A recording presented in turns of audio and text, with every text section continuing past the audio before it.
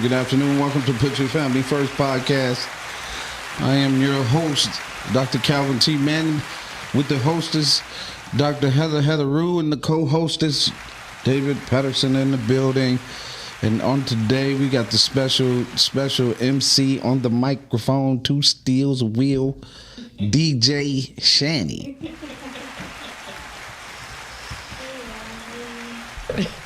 So today we tapping in to a special conversation on for men, about men, and that's with that's one of David, soon to be Dr. David Patterson's specialty program, and so we want to just air out a little bit just today to get started because we want the people in the public to know that it is a special effort around family, that we continue to raise the bar in the conversation in the process. Heather, how are you? I'm doing great today. Nice and cold and crisp. Is that cold? It's cold, yes. It's cold. I haven't taken off my boots, so yes, it's cold. Okay. And then Brother Dave? Oh, everything's lovely. Everything's lovely. Okay, good. We want to make sure that everybody was feeling good. Some cold and everything is lovely. Me, I like it. I don't have no problem if it's cold. I don't have a problem if it's hot. I'm a fair weather guy.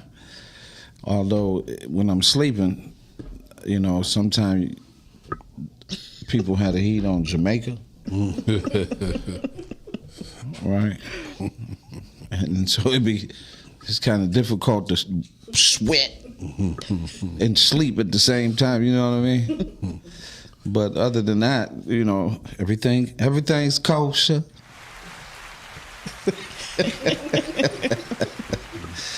So we're gonna get into it for a minute, but Shani, if you can put up flyer 1. So this is our 12th year. Many of you don't know the story. This was taught to me by a community.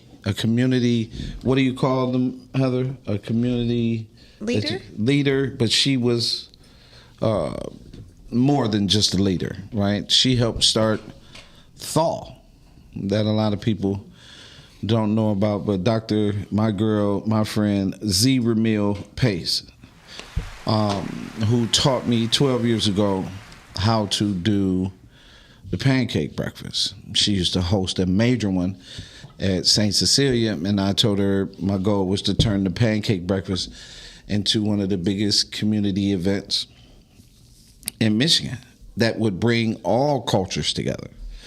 And we see like no time is better than present right now, that someone has to take that mantle. So unity is love is the theme this year. And to be clear, Z moved on from brain cancer. And so in the past, I've done a number of things. We've done prostate cancer, colon cancer. We've done lupus. Sickle cell.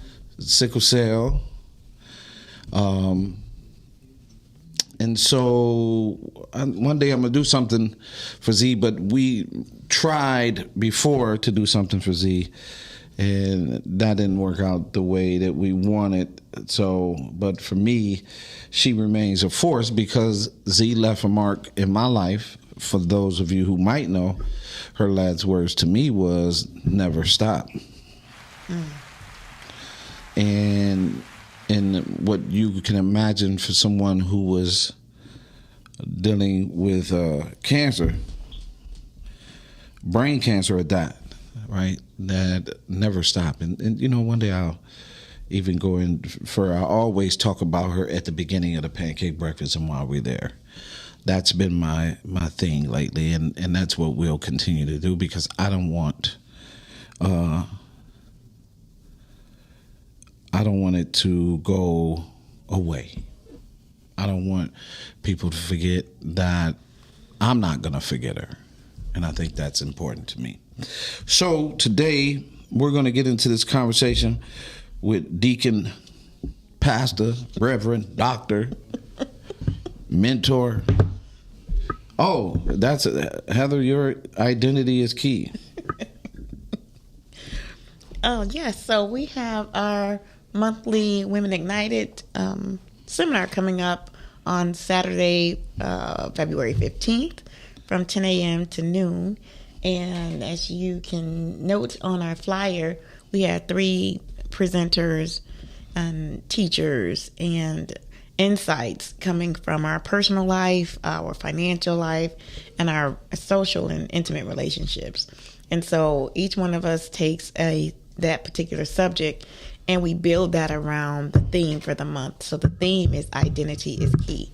That's knowing who you are, knowing whose you are, and knowing who we are as a collective. And I think in this time more than ever is a perfect time to reinforce who we are and our identity and what we're rooted in, which includes our values, our beliefs, our integrity. And so it's a great conversation to have. It's a lot of inner work, self-work, that's self-directed, but also that gives other people, including us, because we share perspective and we learn every time we come together. So it just opens up a safe space to do this work and do it from the 3 different lenses that I mentioned. Yep. And you can register at yourinspiredwithad.journey.com. So you can always register and get your tickets in advance. We're meeting out in Inkster for this session. And so many of our people who are on that side of town, who are more deep west, who don't get a chance to participate, we wanted to open it up because there's a lot of work going on in Inkster. There's a lot of work going on with the community, with families, with individuals. And so we wanted to make sure that we opened up that window. And our partner who is allowing us to host this session at their Praise Cafe. So it will be hosted by the City Praise Gospel Cafe. It's on Inkster Road, just north of Cherry Hill. And so we thank the Pastor Crawford, Dr. Crawford and Mrs. Crawford for extending the invitation for us to use that site. So really excited and thankful and grateful for them to open the doors for us. Okay. All right. Well, let's get down right into the belly. Brother Dave, tell everybody about For Men About Men. Well, FM AM is For Men About Men was a program I designed back in 2011. And what drove the purpose was I noticed I was a soldier in the military for 30 plus years. And what I had noted was men were struggling with their ability to express themselves in a way that didn't seem threatening or overwhelming or lack empathy or lack the ability to effectively communicate with family and their spouses, if you will. I could see a soldier who could hit a fly's wing at 300 meters, and then when they're devastated by some emotional impact in their life, they'd be over in the fetal position in the corner. And they felt they didn't have any outlet or any opportunity to express their true feelings in a way that people could understand it. So I began to develop groups as I went around the communities and the various locations I was at with men so they could express themselves. And so that, coming from the 60s, there was only 2 stations you had on the radio, and that was FM and AM. So it drove the title For Men About Men. Okay. And so as you were going through these things, what is the one thing that was inspired you even more for us to move this into programming? Besides that, what triggered you to take that action? Besides it being where men were in this position, but what really triggered you to say, hey, you know what, I'm going to make this a program? Well, I thought that there was something lacking in the earlier period, even how me and you got together. I found that there was nothing that would really support men's ideal outside of us being a provider, protector, the soldier, if you will.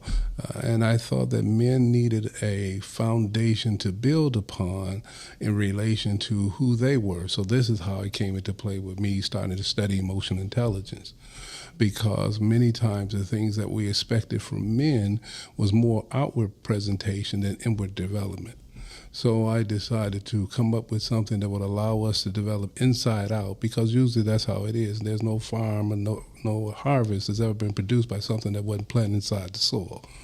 And I knew that men had the potential to be able to execute a level of communication that would be more effective than what we see from the primitive way that they present us as just kind of primitive man, brutes, what have you.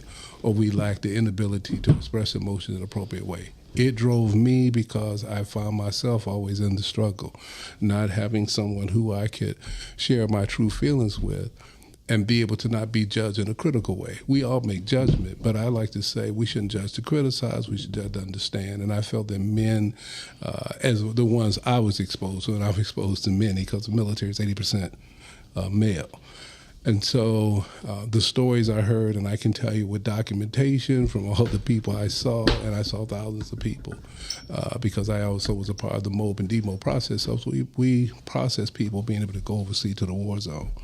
I felt that men needed to have a strong constitution about who they were, as Dr. Heather always say, that our identity. So I felt that men need to develop a stronger foundation in their identity, to not be moved by external factors, but to be strong in internal stability, to be internally stable. Right, which is important. Yes. It's important because if a man, as we see today, what would be the first thing, because you deal with a number of people anyway, but when we're talking about men, right, what can a man expect, through the process, even if that's something we talk about? We know we do the intake and all that other stuff, but like, what is one of the tools a man can use from this concept, right now to assist himself? Is to spend more time developing, again, who they are. One of the things I try to tell men is that we will spend more time focusing on the inner person. Too often we're so preoccupied with external things, job, family, friends, everything outside of ourselves, that we don't have a strong foundation of who we are. So when you come into the program, we have a discussion in relation to who are you? What's your why? What's your purpose? What's driving you? What wakes you up in the morning? What is the foundational thing that drives passion out of you? Well, that's a beginning, because a lot of us don't know. And that's a fact. See, many times we've been so conditioned by social norms to operate more in the mechanical format versus developing who we are from inside out. God in the scripture tells us about when he had sent out Samuel to look for a king. He said, don't look at what man looked at, was the outer appearance. Look at what's in the heart. See, because what's in a man is going to come out of man. What a man think is what he's going to produce. So if you think on garbage, you're going to produce garbage. If you think on negativity, you're going to produce negativity. If you think on something that has a positive return, you're going to think on the level of making sure that you get something deposited in you versus somebody depleting you. And that allows for some area of growth. Right, that's the intention. I had a commercial that came on a few weeks ago, and I've been paying attention. I've been pushing it a lot. A lot of times people are striving to be perfect, but perfect is kind of a term that is eluding, because most people will not reach perfection. Or if they will reach is a level of maturity in a way that says, I've maximized my potential in this. The commercial says, and here's the deal. So you want to eat this donut, that's 90 calories. Or you want to eat this cake, it's 200 300 calories, and you're going back and forth because, again, you don't have a sound foundation of which one to do, right? Because you don't know who you are. Like, I need to know I can do this and not. They're telling you right out the gate, this is not about perfection, this is about progression. The Bible tells us a race is not given to the swift or the strong, but him that endure to the end. So if you're striving towards achieving a goal, you're going to get some distractions. You're going to get some diversions, but you keep on pressing on. So go on and eat that donut today, but don't eat it tomorrow because you got to go. You are intentional. Right. Right. That's awesome. But you don't beat yourself up, see. That's the goal. There's no condemnation in Christ. Why are you condemning yourself? You know, it's funny that you say that. It's interesting because everybody beats themselves up. And the other part of that, Dave, is no matter whatever the presentation is, if you have to go up and you have to do a sermon, a part of you is being told instantly, you hear, are you ready? You sure you want to do this? You start hearing all of that. You know, it was, I forget who it was I was listening to. Oh, no, it was Eric Thomas, Dr. Eric Thomas. And he said that he still, before any time he has to speak or whatever, he still go through the process of not beating himself up, trying to prepare himself for the opportunity. And it was very interesting because I know for a fact that as soon as you come off stage, that was the other thing that my man from the book talked about when you're talking about speaking. And he said as soon as he come off the stage, the first thing he asked was I good? That's the first question that come to him. And he said, was I good enough? Did I do, was I, you know? And he said right away he goes through, and those are some of the things that even the top speakers and people and presenters and pastors, they all go through the beating up, but some people go through an extensive beat up. I, for one, have to wrestle with my beat up, and my beat ups can be heavy, and I find myself going through a progression to move away from it now. Now I can say I caught it, I understand where it's coming from, you know, the whole nine. But if, as a man, the society says all these things about us, right? Which, you know, we do in our work. We see it constantly in our work. And so it's in the boy, it's in the man, it's in the husband, it's in the father. What is the solution for the man or the men that need to know about being a man? What is one of the solutions that they can walk away from if after just having a conversation with you or me or Heather? Like, what's a solution that a person can walk away from after having that conversation about being a man? Then I'm on the journey of developing to become a man. See, sometimes when we look at men, we look at our biological makeup. We look at how social said this is your norm. You came into the world already being prepared. Dr. Miles Monroe said that the seed is already in you. Right. Everything that you need to do is already in you. Yeah. So they don't need no bird to teach them how to fly because it's already in them. Right. You don't need no fish to teach them how to swim because it's already in them. So we began to teach people not to just get caught up in the social norms and what they said is a standard for you, because God had already set a standard for you before you even come into the world. Right. So once you understand, quote unquote, your identity or who you are, the next step comes into the developmental process of becoming a man. And you're going to always be becoming a man, because the man you were at 18, quote unquote, is not the man you're going to be at 58. That's it's an evolution. It's a process. It's a progression thing that has to be developed ongoing. I like to say it's a pace. You prepare, you get the right attitude, you got the right commitment, and then you have the right expectation, and you execute, because faith without works is dead. Right. Right. Yeah. That's a great bridge. That's a great bridge. Mm-hmm. Yeah. Because faith without works is dead. And that's, you know, when you think about that scripture, though, it makes you think that it is about your beliefs, not about your actions. and I'm saying your inner actions, your inner work. Like, no, this is faith to believe that, you know, my situation is going to change, my health is going to change. Like, but not really about the inner work, the inner man that needs that work. And I like to think about I think "Encourage Me, I'm Young" is a good example of this. The words "Encourage me, I'm young." That means that part of you that is still undeveloped, that is not matured, that's missing that one or two things. Maybe it was just love, maybe it was just affirmation, maybe it was time, whatever that thing that happened to you or didn't happen for you when you were younger. That's where you got to do that work. When you're, you know, when you want to whine or you want to complain or you want to fight about those things that you did when you were a child, or it hurt you when you were a child, these are triggers to tell us this is where you need to start that work, or this is what needs work in you. Then we have to grow that person up, because that's the young person that needs the encouragement. And you can be 55 and still have areas in your life where you need that encouragement now to heal that inner child, that part of yourself that never grew to a full maturity. And I think that's where we all have space to work. Well, that's why the brand was most definitely what has happened is with the brand. We've seen when more adults purchase "Encourage Me, I'm Young" than kids, where they thought that they were buying for a child and they ended up in it. It's because there's a child in every adult that didn't get encouragement. And there's a certain stigma that goes along with what that work looks like.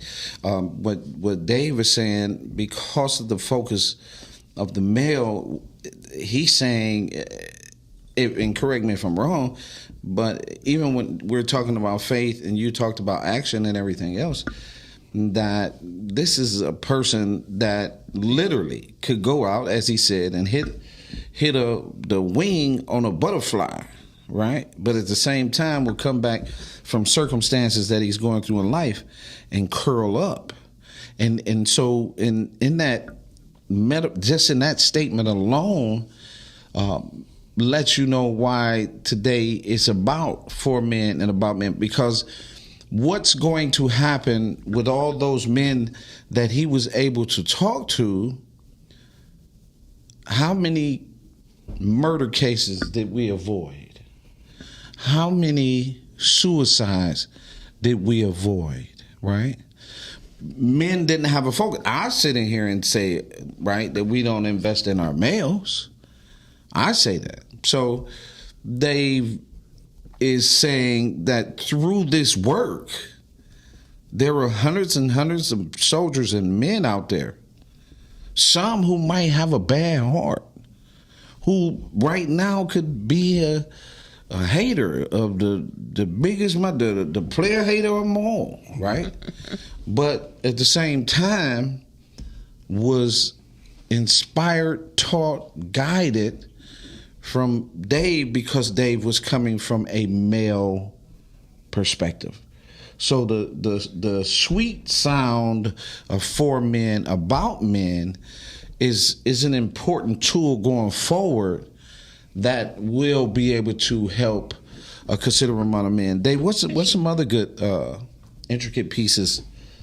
Again, back to the emotional intelligence. One of the components of emotional intelligence is versus self-awareness. We have to know who we are before we can implement helping other people know who they are. So if I don't know me, how am I help you? I need to understand what that's about. I need to spend that quality time with me. We spend so much time in the business cycle, the hustle and bustle, that we don't spend quality time with ourselves. Mm-hmm. And a part of that is I like to go in the wilderness. You may catch me out in the parks at 3 or 4 in the morning, because I'm spending time with God. I'm spending time with myself, and I'm trying to understand the intricate details of who I am as a person and how to evolve as a man. Paul said, when I was a child, I thought as a child, reasoned as a child, acted as a child, but when I became a man, I put off childish ways. He was a full-grown man, a scholar and everything, a Roman citizen. But he understood there were key components that was missing.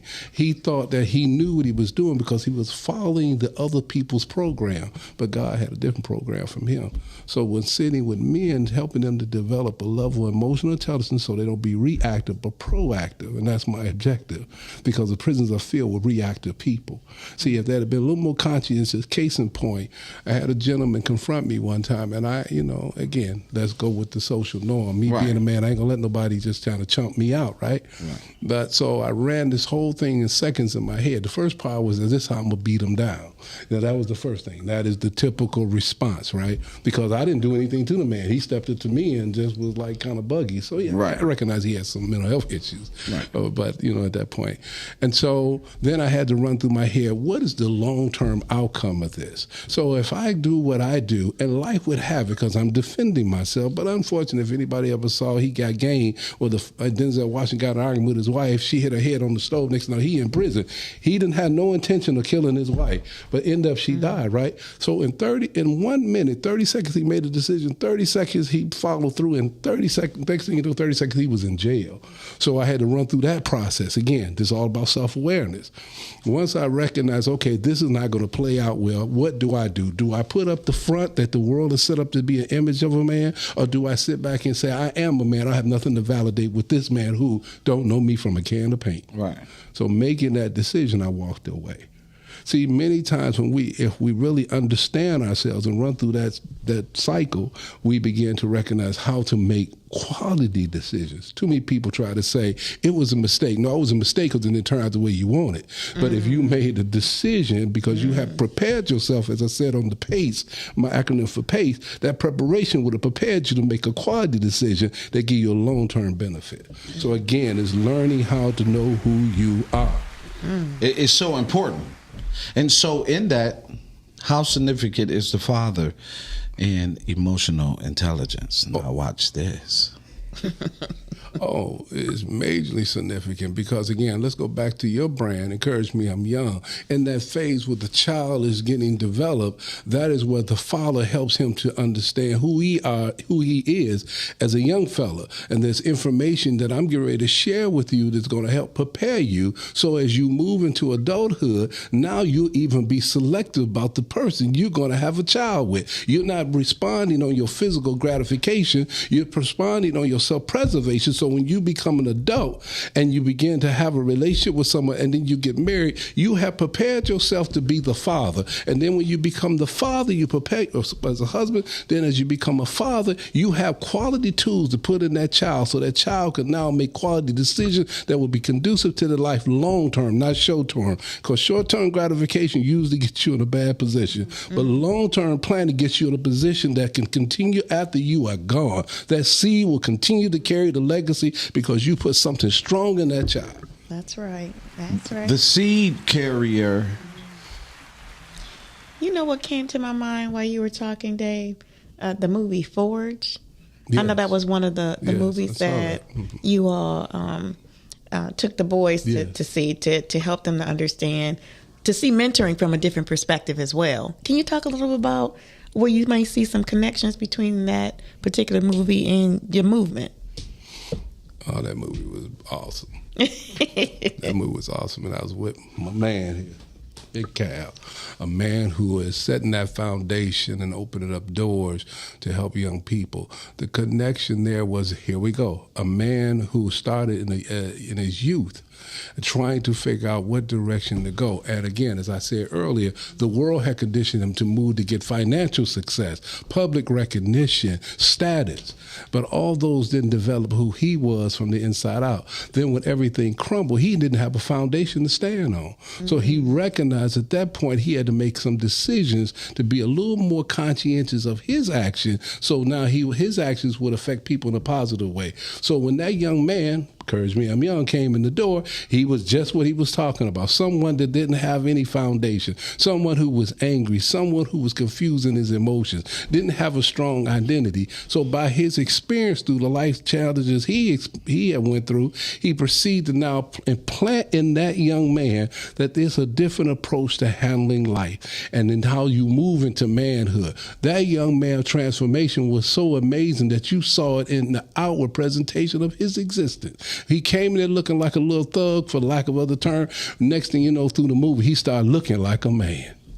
Now, so it wasn't debatable. Is that a man? Shoot, even the man he once came in as a thug, using that term loosely, when that man saw me, he didn't even recognize him. Who are you? I don't remember you coming in my place.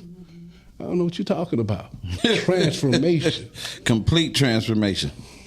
And it's funny because, like you said, Dave, I think it was made clear in the movie as well, beyond the transformation, how he first emotionally handled dealing with his father. And then the second time, when they came through the door for the opportunity, he had been mentored even more so. So whatever was going to come through that door, you got to handle it. That was a powerful piece when we have transitioned young men into men. There are young men that came to our program that right now at 14 literally carry themselves at 17, 18 years old. That's part of our dynamic, is to prepare you further down the line. So when he comes into our mentoring program, right, he goes through a process to go and get those other levels. So, I think about, Kyrie all the time, right? And so it's the same. How old is Kyrie? Well, Kyrie is a kid. He's really a young child. He's 8, not even 9. Yeah, Kyrie's just 8. He don't turn 9 till this year. So Kyrie been in the program since he was in the bassinet. So he done hung around in the bassinet. Now I'm on Kyrie about not being 8 years old emotionally. Because academically, he got his gifted letter.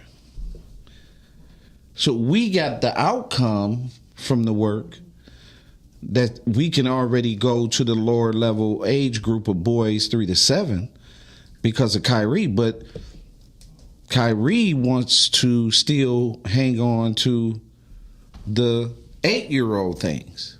But academically and conversation-wise, he's 10 already. In some cases, 11. And he reads on a whole nother level. Well, that was the same thing for Cam. Right? Cam come in. Cam was able to read at 4. What is the key pieces to that, though? It is us as fathers, the men. This is what the culture, this is what the United States is missing in these fatherless homes. Not just black, white, and any other fatherless home. Is a man, as Dave talked about, what was on the seed.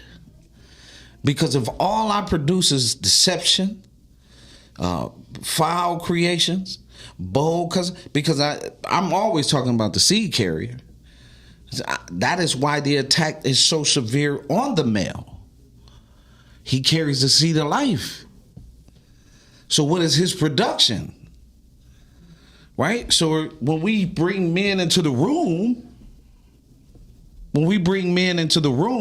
who are fathers, the mentee is getting this. You understand what I'm saying? We don't understand how important the work that we have been doing or have done, because we are culturally out of order. So we would see we would see some things in a different way anyway. So when we talk about fathers or we talk about men, you hear right away, what about the girls? What about the women? What about that? So on, so and so. Men always cheat. Men ain't this, right? You always hear that. Men and so on, so on, so on. Something happened. And where our men, our boys, right now the voice is loud and we go into this protection mode, but it's all feminine protection. Where the masculine protection, right, is we are use the term staying out the way. Or we've become predatory in sports and coaching and teachers and classroom, where we become predatory because we have been staying out the way. So it's like nobody really is watching us. So the immaturity, as he was just talking about, we work from a prowess standpoint that makes me feel good by my prowess and how many women I can conquer, right? But on your seed is the same thing. I am the seed of my father. I know what that has done. So when you have this process and understanding, I grew into the seed of purpose from them. When I was asked, what is my story on, what is my background on fatherhood? Oh, well, let me tell you.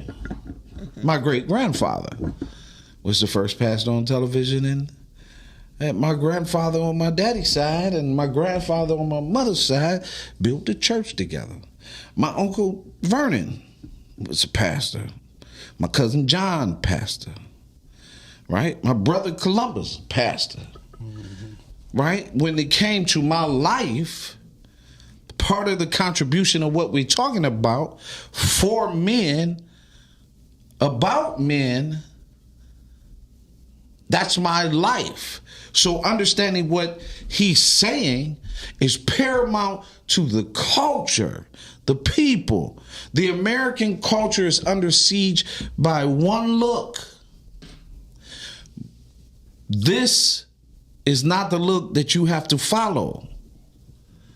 You have an option to see that these are, as my man Curtis Blow say, these are the breaks, right? These are the great things that we have accomplished. And this is a fault. It's Black History Month, and I'll move on in a second and throw it back to Dave, but I got to go here. It's just for me. I got to go here.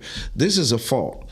Of all the great things black men did, when you go into the Invention Hall of Fame, 85, 86% of all inventions were done by black men. Mm-hmm. When you go in there, you see black men and you see who they took the patents from, where they took and you see all of these black men created all these things, right? It was as if they knew. Yeah, they was already inside them. See, what their gifts, their talents, ability, God had already implanted in them. And it was just a matter. In their particular case, especially this was more historical, 1800s, what have you. There was a necessity to have to do this in order for them to get out. This period of time, we have more access to information and resources ever in the history of life. And yet we're just as primitive as we was back in the older days. And I say that because, again, we don't have an internal strong foundation. Who we are and what we do are two different things, but always who we are is going to come out in what you do. So if garbage is in me, as I said earlier, but these men, I got that list actually, these inventors, they had something in them, and their attention centered it on those abilities and gifts. And that's how we see the manifestation. Now, the other counterparts, now they saw their abilities and the gift too. They were going to use it to maximize on their potential to excel, to be the dominant. We lack something that helped us to be able to maintain that gift and abilities and those talents and resources that God had already put in us. And if we to present date, if we begin to develop our boys, I like to always start from the last to the beginning, the elderly, the mature adult, the middle-aged adult, the young adult, the teenager, the adolescent, toddler, newborn, unborn, the developmental phases we have to go to. In our arena of the young kids, like the 9-year-old, what have you, encouragement, yeah, we catch them at the right time, so now we can ignite those abilities and skill set, and then help them to structure through cognitive teaching to reframing in order to help them put those things in proper perspective. I'm not a football, let's rephrase this. I don't follow sports like Cal do, but I was watching what do they call that? Halftime. And so I'm watching the rapper. Now, he took his gifts and he used it to maximize on it. But again, there still was an image. Unfortunately, if you don't have the ability to decipher this is an image just for entertainment, you think this is the way of life. So now everybody walking down the street want to be a rapper. But you got your own gift. And you have to be able to know that your gifts and ability is just equally as important. But because we're not conscientious of that to accept ourselves that we have value too, we keep trying to emulate somebody else. You know, just because your name is Tommy Hilfiger or Gucci, that's just the name. Your name is equally as important. So we teach our young kids, as we do with Encourage Me I'm Young, that you got value coming right out the gate. Mm-hmm. And so when we teach them that, we prepare them with that, and we keep pushing these buttons to them. You can take this, for example. I'll never forget when Michael Jackson's song came out, Bad. I was like, that's a bad song. Not because I thought it was good. It was just bad. I ain't like that song. But you know what they kept doing subliminally? They kept playing it. They kept playing it. They kept playing it. They said, man, that's a jam. Well, if we keep playing the same tune, you are great. You are God created in God's image, and it's like this. You are a masterpiece. We keep pushing these things in a positive way, and then giving them skill sets to build on, basic skill sets just to, again, go in there and clean up your room. Go in there and be organized. Develop a systematized approach. Go in and begin to study to show yourself approved that you can rightly divide the word of truth and not garbage. These skill sets are prepared, soft skills. And if we develop these soft skills, then they can handle the hard thing, because the storm is coming. And that's where I said about the guy that can hit a flight at 300 meters, because he developed the hard skills. He can shoot. You can give him doubt about that. He can do that. But he couldn't take the hit when the round came to his heart. See, so we develop these things, and that's why For Men, About Men is important, because this is for you, about you, to develop you, to prepare you, so you can go do what you were called to do. Hey, and Dave, that's real. How do you look at one of the things that stands out to me about some things that you guys did with the program, like the meditation group, just to take some quiet time, just to breathe and just to bring your focus and your attention. How do you see that, or do you see the need for that and For Men, About Men? Oh, it's so important. See, we're in a rat race mentally. George Myers said that the battlefield is the mind. And so mindfulness allows you to quiet the mind, to be still, to come in touch with who you are. There was a time I studied with the Buddhists, and so you had to be still a long time.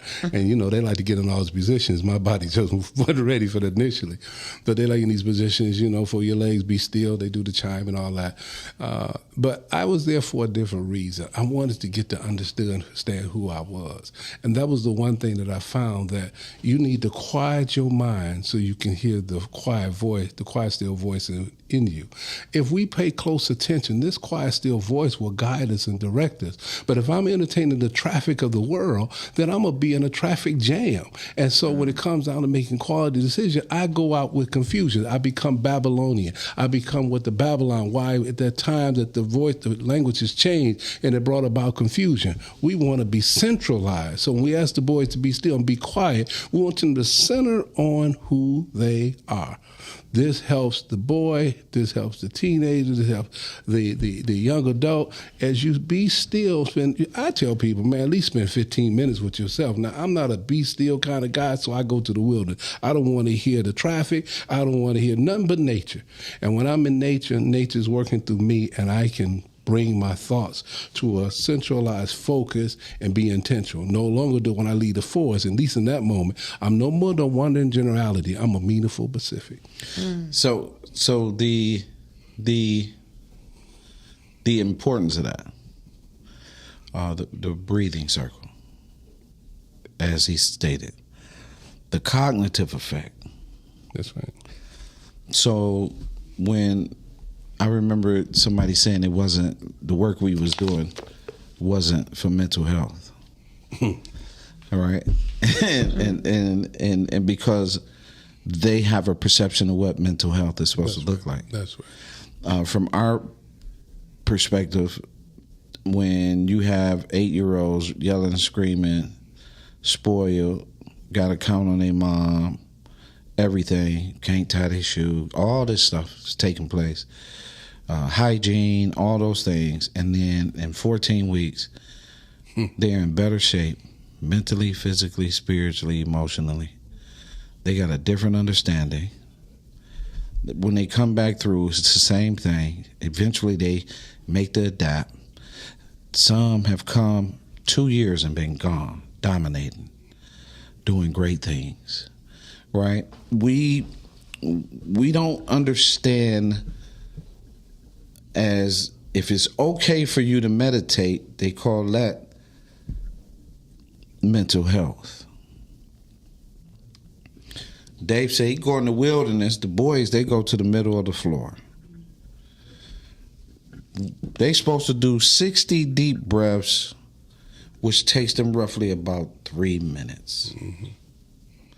So we go 3 minutes. In that time, it is absolute silence. Now, throughout the day, you can see on the kids, some kids, it's hard for them to close their eyes because of what they see or what they believe. So when we mandate, you got to close your eyes and focus. When they get up, it's a different process when it's time for them to run. Mm-hmm. Some come through the door, no matter what they've been going through, it's difficult for them to make that adjustment right away. But I guarantee you in 14 weeks, as we turn the heat up and the processes and everything, by the end, 90-some% of them boys has gotten better. Yes. They've gotten better. And so they're able to go into school and offer a different perspective because the fathers was doing the mentoring. And so now they're not as emotional, which comes back to what Dave is teaching and talking about with emotional intelligence. Our boys are not as emotional unless, right, they unravel the work that we teach them. Right.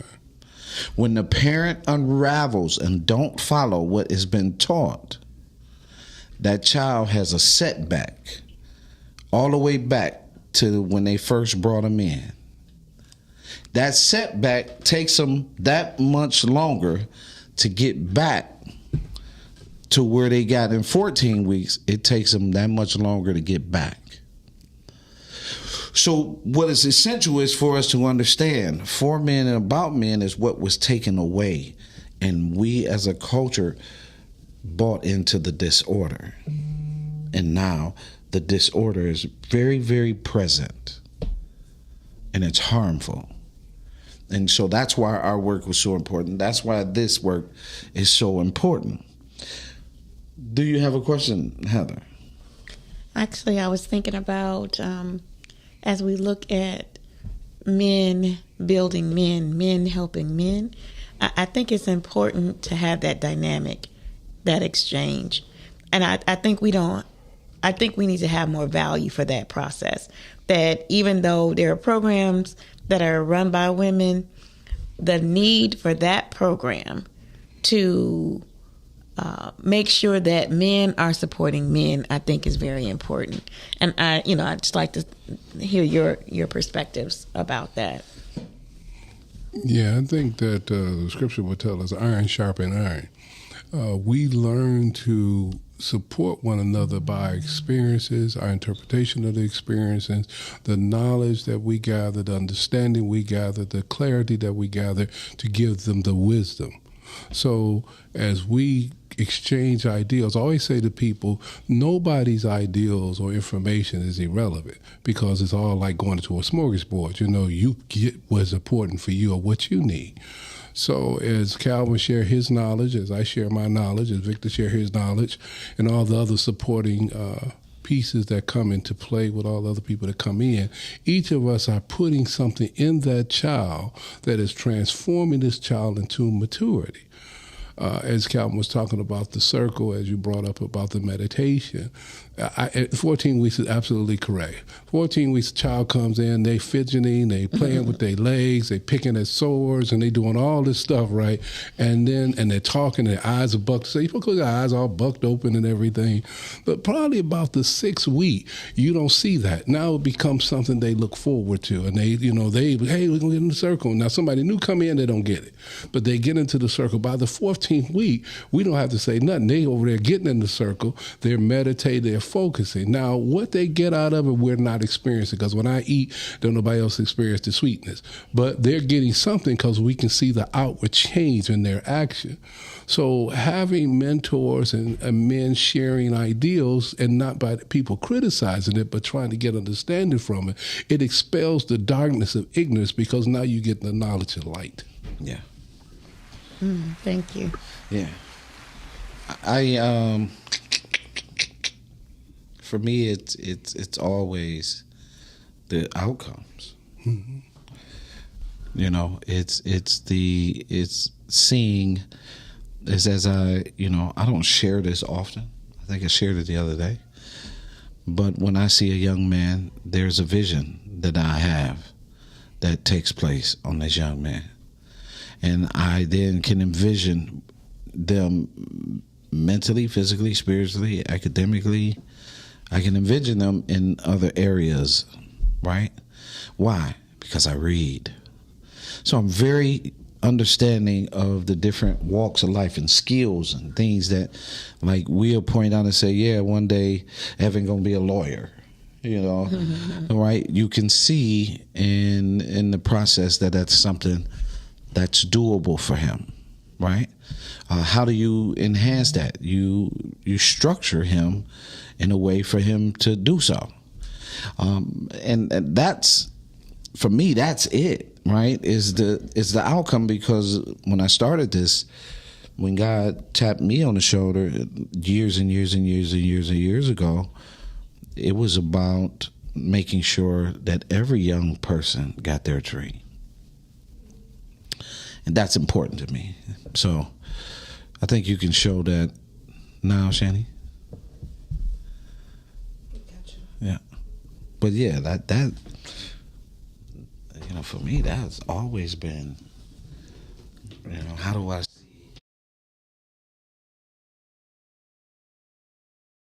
Are you an indie podcast or content creator looking to reach a wider audience?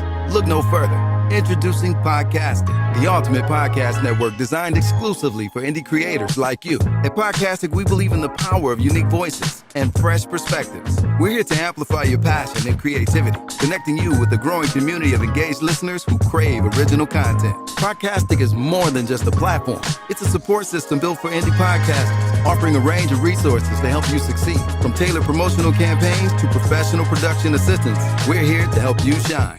Our intuitive platform makes it easy for you to be seen and heard. We do all the heavy lifting for you.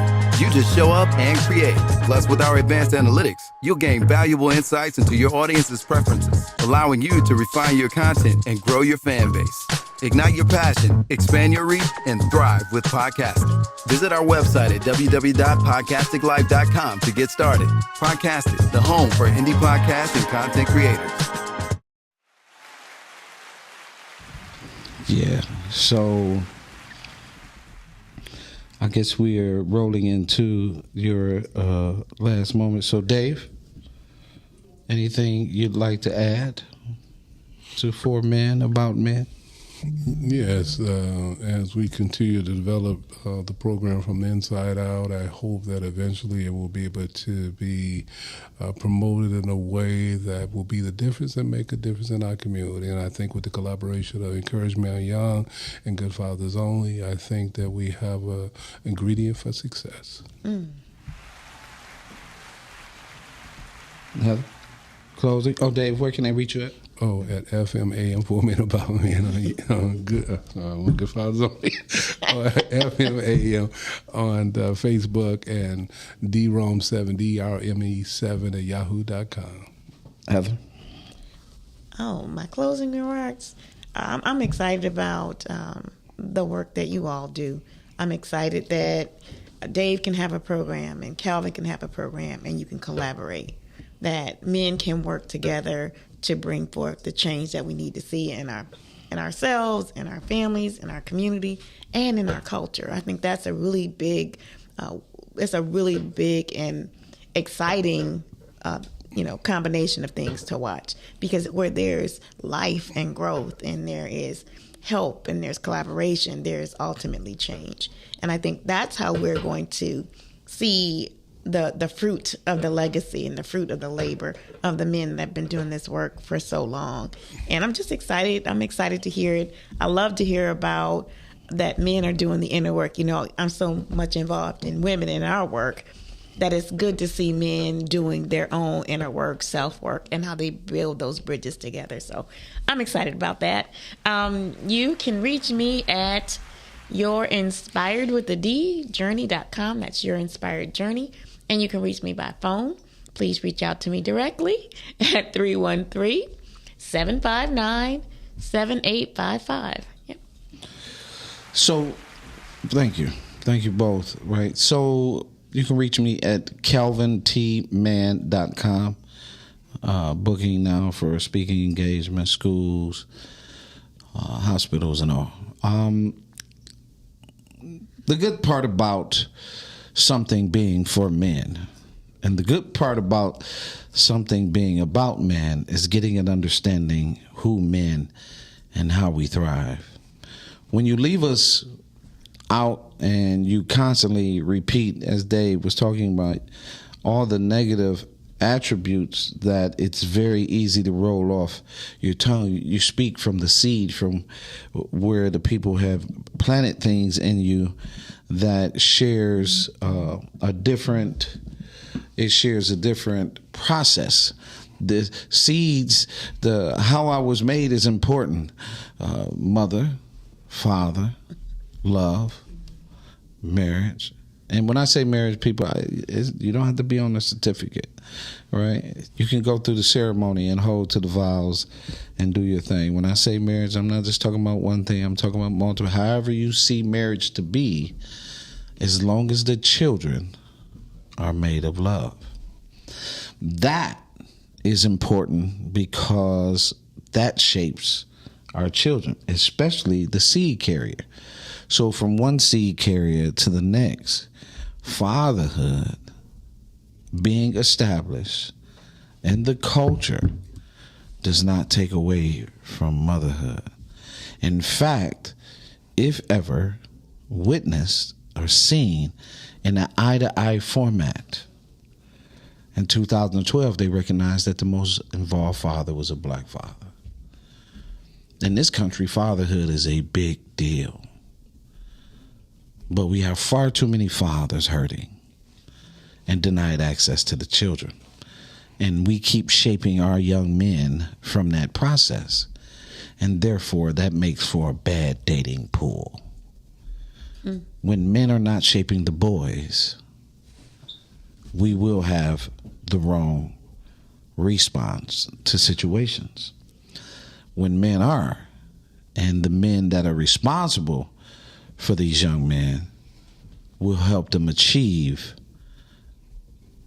the possibilities that they seek in their dreams. I just believe in my own personal work of 40 years. Me and Dave got some things in common when you talk about years of work. 40 years.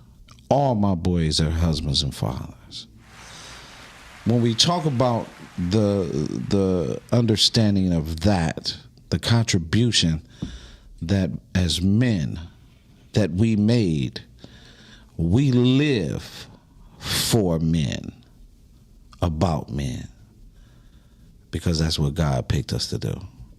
My name is Dr. Calvin T. Mann. I am, my wife would say I'm the national encourager. But I'd like to think God has done something in my life that has made me special. And God has brought special people in my life. I am not alone, and that's the grateful part of this journey. Thank you for tuning in today to Put Your Family First podcast. It was a great show. I loved for people to understand that the work continues. It just might be we're making a pivot, and the reason why is because they don't understand the value, so we have to raise it in another way. Peace.